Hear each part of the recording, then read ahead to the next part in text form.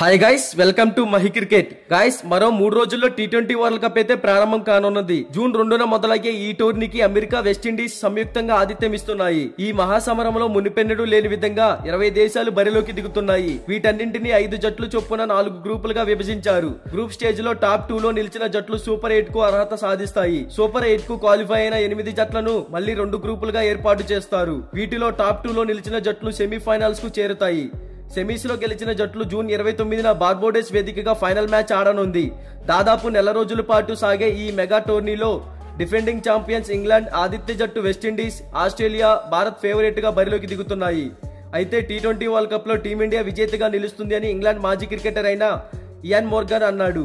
భారత జట్టు బలోపేతంగా ఉందని, ఆటగాళ్లు గాయపడినా గెలుస్తుంది అని పేర్కొన్నాడు. టోర్నీ అంతటా గాయాలతో బాధపడినా టీమిండియానే విజేతగా నిలుస్తుంది. దానిలో ఎలాంటి సందేహం లేదు.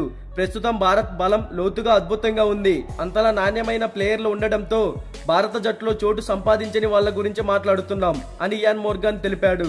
కాగా టీమిండియా గ్రూప్ ఏలో ఉంది. భారత్ తో పాటు పాకిస్తాన్, ఐర్లాండ్, కెనడా, ఆతిథ్య జట్టు అమెరికా కూడా ఉన్నాయి.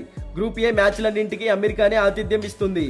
భారత కాలమాన ప్రకారం టీమిండియా మ్యాచ్లన్నీ రాత్రి 8 గంటలకు ప్రారంభమవుతాయి. అయితే మన టీమిండియా స్క్వాడ్ ఎలా ఉందో ఒకసారి చూద్దాం. Captain Rohit Sharma, Yashasvi Jaiswal, Virat Kohli, Suryakumar Yadav, Rishabh Pant wicket keeper, Sanju Samson wicket keeper, Hardik Pandya vice captain, Shivam Dube, Ravindra Jadeja, Axar Patel, Kuldeep Yadav, Yuzvendra Chahal, Harshdeep Singh, Jasprit Bumrah, Mohammed Siraj.